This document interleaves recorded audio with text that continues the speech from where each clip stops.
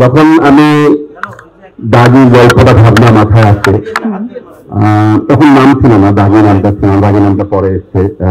পুরো টিম বসে দামটা সিলেক্ট করেছি। প্রথম গল্পটা আইডিয়া আছে জেনারেট করে, আমি একটা কনভিক্টেড মানুষের স্টোরি নিয়ে কাজ করতে চাই। সেটা তুর্কিকে পিচ করেছিলাম প্রথম। তারপর থাকলে অনেক আগ থেকে তখন এখানে আমরা করবো, সাজুর ভাইয়ের বেটাও বলেছিলাম আমরা করতে চাই। তারপরে এটা 2024-এর মে মাস থেকে, এরপরে থাকেন ইন্ডিয়া থেকে আমাকে ফোন দিলেন যে ভাই আপনি কি ফ্রি? হাসি।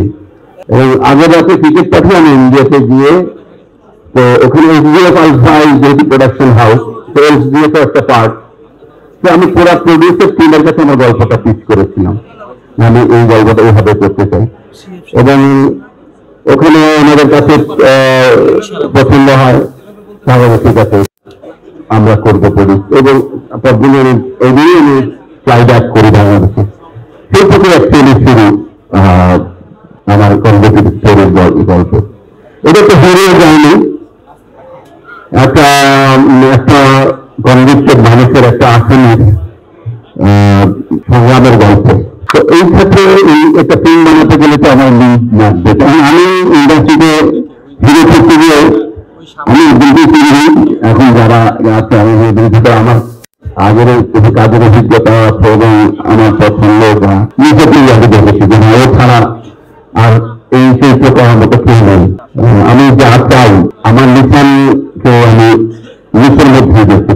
তো একটা সংজ্ঞা ছিল লিখের সাথে কাজ হবে কিনা, তবুও সেই সংজ্ঞাটা লিখেই দূর করে দিয়েছে।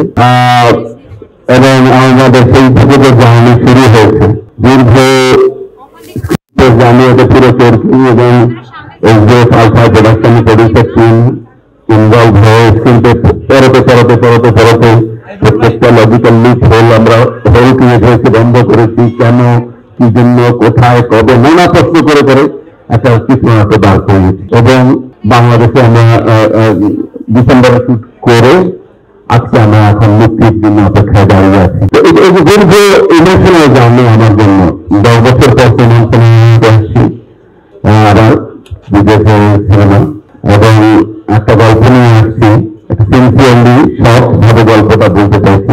100% বাংলাদেশে নির্মিত, 100% বাংলাদেশের শিল্পী বানানোর সহনির্মিত এটা ছবি।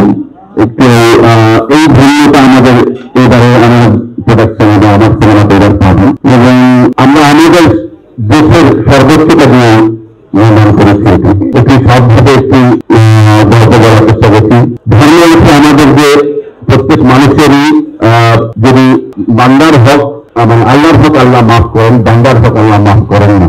এটা ক্ষমতা মানুষের, যিনি ক্ষতিগ্রস্ত হয়েছেন তার যারা পরিবার পরিজন আছে তারা অন্তত ক্ষমাটা ওদের হকটা রাখে। যতক্ষণ পর্যন্ত আপনি তাকে ক্ষমা না করছেন আল্লাহ তাকে মাফ করবে না, এই আমাদের ধর্মেই আছে। তো সেটা একদম কোনো মানবিকারই যে আপনি ক্ষমাটা চাইতে হবে যে কোনো অপরাধী। সেই ক্ষমা চাওয়ার গল্প বলা যায় যে আমি এই ক্ষমা চাওয়ার গল্পই বলেছি। এবং এই কনভিকশনে এবং একটা সব মানুষের তার সামনে যাওয়ার চেষ্টা, সৎ হওয়ার চেষ্টাটা গল্প বলেছি। আশা করি